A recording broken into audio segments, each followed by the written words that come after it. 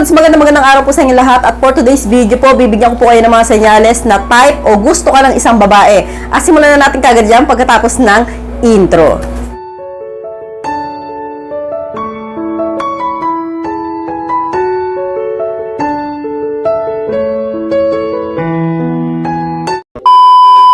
Lods, gusto ko nga ng isang babae kapag pinakilala ka na niya sa kanyang magulang, kapatid, as a friends. Kami po kasi mga babae, Lods, kapag gusto po namin ng isang lalaki, gagawa po kami ng paraan para makilala po yun ang aming mga magulang, kapatid.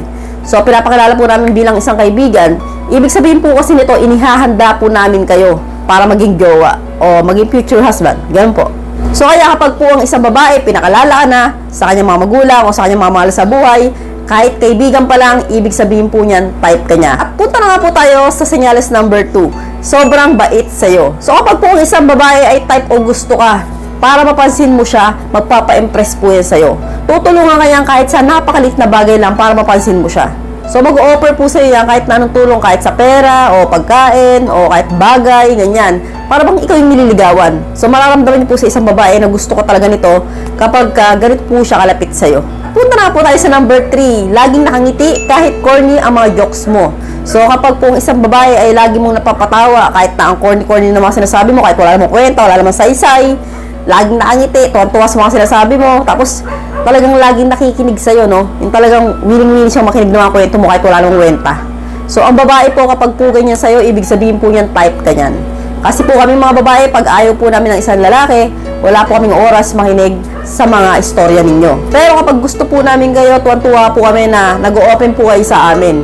So yun po, kapag po ang isang babae, kapag binibiro po ninyo, at nakikita nyo, tawa na tawa, pangiti-ngiti, hindi nagagalit, so ibig sabihin po niyan, type ka niya. At punta na po tayo sa senyales number 4. Interesadong malaman ang tungkol sa buhay mo at sa pamilya mo. So kapag po ang babae ay panay ang tanong, ilan kayo magkakapatid, buhay pa ba yung nanay tatay mo, ano trabaho nila, ilang taon na sila, yung mga ganyan. Tapos, saan kayo nakatira, anong grades ng kapatid mo, anong kurso niya, ganyan. Yung mga tipong about sa'yo, tinatanong niya lahat. Bakit nga ba ginagawa ito, Lods, ng isang babae kapag ka-type ka nila? Kasi po, kapag nalaman namin yung tungkol sa'yo, so mapapalapit kami sa'yo at sa pamilya mo. So magiging way po namin yon para maging tayo. So ganoon lang po yun. So punta na po tayo sa senyales number 5. Ramdam mo palagi yung presensya niya. So ibig sabihin ko po dito, masaya o malungkot ka man, nararamdaman mo siya na lagi siyang nandiyan sa tabi mo. So kahit po sa chat lang, nararamdaman namin mga babae kung malungkot po yung lalaking gusto namin. So kami po yung unang gumagawa ng way para mag-open topic po sa kanila. So mag-open ka ng problema mo sa amin, tapos mapaghihingaan mo kami, makapagkwento kayo sa akin, yun, gusto po namin yung ganon. So, lagi po kami nandyan kahit na hindi po personal, no? So, chat, maging personal man yan o magkasama kayo. So, minsan pa may mga babae na talagang yayayain kang kumain sa labas or uminom, ganyan, para masamahan ka lang. So, may mga ganun pong babae na pinapakita po yung kanilang pagmamahal sa ganung paraan.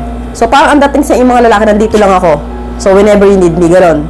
So, kaya, kapag ang isang babae ay laging nandyan sa tabi mo, or laging present kapag kailangan mo siya, ibig sabihin po niyan, type o gusto ka ng isang babae. Well, Lods, kapag po ganyan yung kaibigan niyo pong babae ngayon sa inyo, ay ibig sabihin po niyan, type kaya. Kaya po, ang dapat niyo pong gawin ay, tanungin mo siya, mag-open ka sa kanya.